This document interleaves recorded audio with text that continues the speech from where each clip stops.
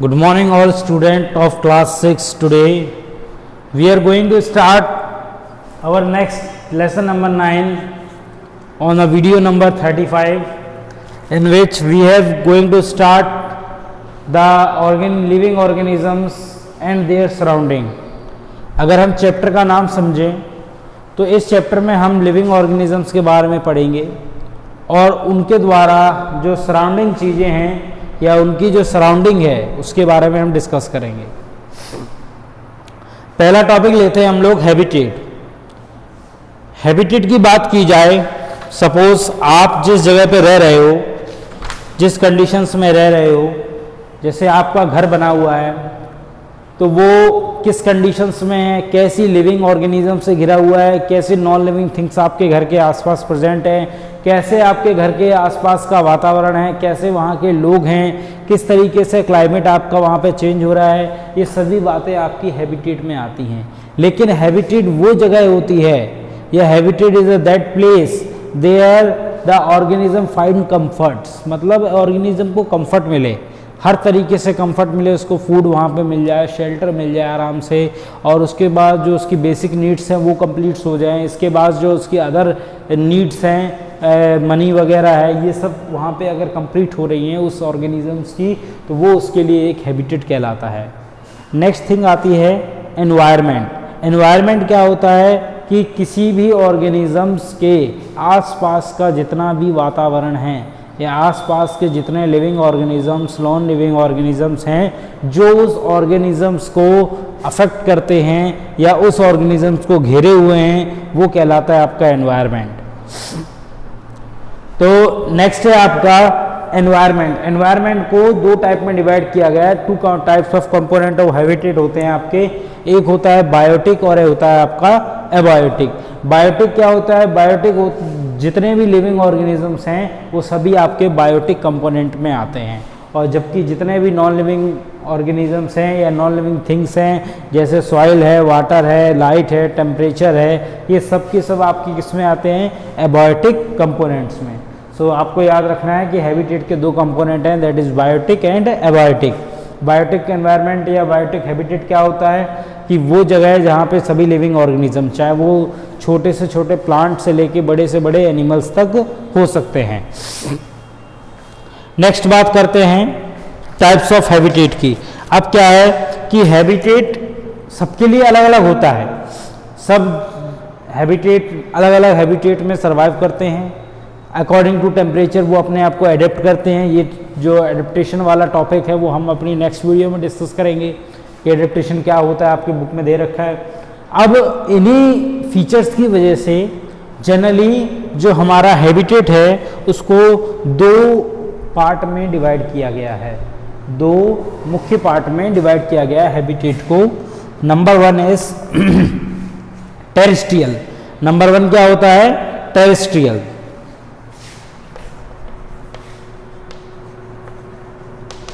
And number two होता है आपका एक्वेटिक। ये दो होते हैं, terrestrial habitat and aquatic habitat, और इन्हीं दो हैबिटेट के आधार पे आपका पूरा जो हैबिटेट है या सभी लिविंग ऑर्गेनिजम्स है वो इसी के अंदर आपके आ जाते हैं। अब टेरेस्ट्रियल की बात करें और एक्वेटिक की बात करें तो टेरेस्ट्रियल वो होता है जितने भी आपके लैंड ऑर्गेनिजम्स हैं जो ज़मीन पे रह रहे हैं वो सभी किस में आ जाते हैं? टेरेस्ट्रियल हैबिटेट में। और जो पानी में रह रहे हैं, वाटर में रह रहे हैं, वो आपके किस में आ जाते हैं? एक्वेटिक हैबिटेट में। इतना आपको समझना है, टेरेस्ट्रियल और एक्वेटिक। टेरेस्ट्रियल कौन से होते हैं? All land organisms are terrestrial organisms and where water organisms are called aquatic organisms. इसमें हम शुरुआत करते हैं आपके टेरेस्ट्रियल से। टेरेस्ट्रियल हमने आपको बता दिया। टेरेस्ट्रियल क्या होता है कि जहाँ पे जितने भी लैंड ऑर्गेनिजम्स हैं उनके बारे में या उनके हैबिटेट को हम लोग टेरेस्ट्रियल हैबिटेट बोलते हैं। अब टेरेस्ट्रियल हैबिटेट को भी आगे डिवाइड किया गया है। पहला देखते हैं, टेरेस्ट्रियल हैबिटेट में सबसे पहला आता है आपका डेजर्ट हैबिटेट। डेजर्ट हैबिटेट का मतलब आप समझ रहे होंगे कि ऐसे ऑर्गेनिजम्स जो कि हॉट एंड ड्राई क्लाइमेट में रहते हैं, जो कि डेजर्ट कहलाता है, या डेजर्ट में रहने वाले जितने भी ऑर्गेनिजम्स हैं उनके द्वारा जो बनाया गया हैबिटेट है, या डेजर्ट का जो हैबिटेट है उसको हम लोग डेजर्ट हैबिटेट बोलते हैं। तो नंबर 1 क्या है आपका? डेजर्ट। अब ये डेजर्ट है क्या? ये डेजर्ट है क्या? अब आपके डेजर्ट के बारे में पढ़ा है कि ऐसी जगह है जहाँ पे पानी कम होता है और साथ साथ में यहाँ के जो क्लाइमेट है वो बहुत ज़्यादा गर्म है, पानी कम मिलेगा आपको यहाँ पे, और साथ साथ में जो एक तरीके से ड्राई क्लाइमेट, सूखा होता है यहाँ पे सबसे ज़्यादा। तो वो आपका वहाँ पे जितने ऑर्गेनिजम्स रह रहे हैं, जैसे आपका कैमल है, कैक्टस के प्लांट्स हैं, स्नेक्स हैं, रैट्स हैं, ये लोग वहीं पे सर्वाइव कर सकते हैं। मतलब वहाँ की जो आपकी लिविंग वेजिटेशन कौन कौन सी है, रैट हो गया, कैमल हो गया, स्नेक हो गया, कैक्टस हो गया, ये सभी वहाँ की डेजर्ट हैबिटेट की आपकी वेजिटेशन है जो वहाँ पे पाई जाती है। तो डेजर्ट हैबिटेट्स में क्या होता है? ऐसा हैबिटेट जो कि ड्राई एंड हॉट है, साथ साथ में वहाँ पे लेस रेनफॉल होता है। नेक्स्ट आता है आपका grassland habitat.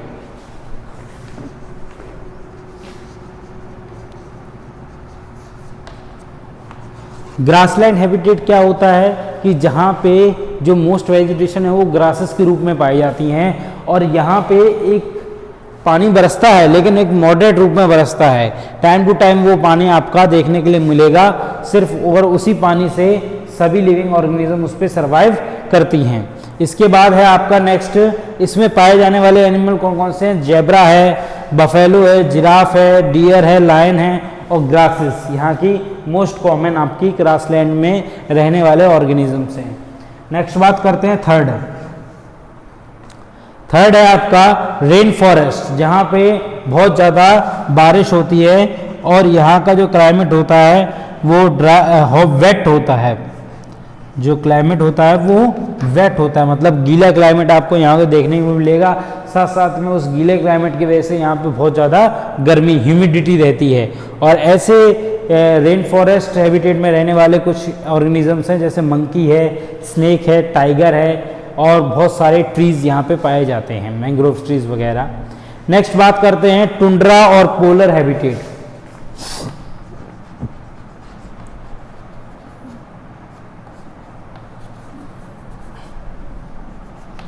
Tundra and polar, ये हैबिटेट जनरली उनके लिए यूज़ किया जाता है जहाँ पे हमेशा बर्फ़ जमी रहती है, या ऐसे ठंडे इलाके जहाँ पे आपको पूरी साल भर बर्फ़ देखने को मिलती है।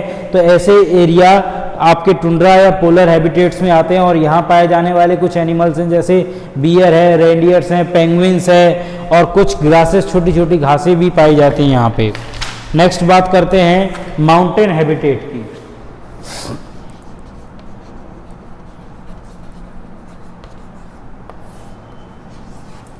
माउंटेन हैबिटेट जनरली आप समझ सकते हो कि पहाड़ी इलाके पे जो भी हैबिटेट पाई जाती है वो माउंटेन हैबिटेट्स कहलाती है। और यहाँ के जो एनिमल्स हैं, या आप कह सकते हो यहाँ का जो वेदर है वो जनरली आपको कोल्ड और विंडी नज़र आता है, मतलब ठंडी हवाएं चलती रहती हैं यहाँ पे, और ठंडक यहाँ पे रहती है हमेशा। इसके साथ साथ यहाँ पाए जाने वाले लिविंग ऑर्गेनिजम्स में गॉट है, याक है, शीप है, और साथ साथ में आपके पाइन्स ट्रीज यहाँ पे पाए जाते हैं। तो ये तो था आपका कौन सा टेरेस्ट्रियल हैबिटेट के कुछ ऐसे हैबिटेट जो हमने आपको बताए जो कि टेरेस्ट्रियल हैबिटेट से बिलोंग करते हैं। नेक्स्ट बात करते हैं एक्वेटिक हैबिटेट की। एक्वेटिक मतलब पानी में रहने वाले। तो पानी में रहने वाले ऑर्गेनिज्म भी 3 पार्ट में डिवाइड किए गए हैं। पहला है आपका fresh water habitat. Fresh water habitat मतलब जो मीठे पानी में रहने वाले ऑर्गेनिजम्स होते हैं उनको फ्रेश वाटर हैबिटेट बोलते हैं। जैसे कि आपके रिवर में रह रहे हैं, पॉन्ड में रह रहे हैं, स्ट्रीम्स में रहते हैं जो एनिमल्स। एग्जाम्पल के रूप में कुछ फिशेज आई हैं इसमें, या वाटर बग्स है, या वाटर लिली, या फिर लोटस। ये सभी आपके किस में होते हैं? फ्रेश वाटर में देखने के लिए मिलते हैं। दूसरा आता है आपका मैरीन हैबिटेट। मैरीन हैबिटेट जो कि समुद्र या फिर बड़े बड़े ओशियंस, महासागर में देखने के लिए मिलते हैं, ऐसे हैबिटेट होता है ये। और इस हैबिटेट में जनरली ये सॉल्टी वाटर में ये एनिमल्स आपके ग्रो होते हैं, और इन एनिमल्स में आपका एक छोटा फाइटोप्लैंक्टन से लेके जो सबसे सूक्ष्म, जब से माइक्रोस्कोपिक जो आपका प्लांट होता है, वहाँ से लेके वर्ल्ड का सबसे largest organisms that is blue whale, वहाँ तक आपका ये पाया जाता है। तो मेरीन हैबिटेट में आपके इतने ऑर्गेनिजम्स यहाँ देखने के मिलते हैं। इसके साथ साथ ऑक्टोपस है, सी टर्टल है, स्टारफिश है, क्रैब है, जेलीफिश है, ये सभी ऑर्गेनिजम्स आपको मेरीन हैबिटेट में देखने के लिए मिल जाएंगे। तीसरा आता है आपका कोस्टल हैबिटेट। अब कोस्टल हैबिटेट्स क्या होता है कि कोस्टल एरिया क्या होता है, कोस्ट जिसको हम समुद्र का किनारा भी बोलते हैं, जहाँ पे जो समुद्र का पानी है वो लैंड से टकराता है, तो वहाँ भी कुछ ऑर्गेनिजम्स पाए जाते हैं, उनको हम लोग कोस्टल हैबिटेट या उस जगह को हम लोग कोस्टल हैबिटेट बोलते हैं। जहाँ पे पाए जाने वाले कुछ एनिमल्स ऐसे भी हैं जैसे क्रैब हो गया, ऑयस्टर हो गया, सीवीड्स हो गया, ये चीज़ें आपको वहाँ पे देखने के लिए मिल जाएंगी कोस्टल रीजन्स में। ओके, सो और ये कोस्टल रीजन्स में आपने कई जैसे एस्चुरीज पड़ी होंगी जिसको हम डेल्टाज भी बोलते हैं, वो डेल्टाज भी आपको देखने के लिए मिल सकते हैं कोस्टल एरियाज में। ओके, आज हमने आपको ये टॉपिक कंप्लीट करा दिया है। लेसन नंबर 9 है जो आपका। अब नेक्स्ट वीडियो में हम आपका नेक्स्ट लेसन देखेंगे दैट इज एडेप्टेशन, और उस एडेप्टेशन के बारे में हम लोग डिस्कस करेंगे कि एडेप्टेशन क्या होता है, किस तरीके से लिविंग ऑर्गेनिज्म अपने आप को एडेप्ट करते हैं दूसरे एनवायरनमेंट में या दूसरे हैबिटेट में रहने के लिए। So thank you for watching this video, have a nice day.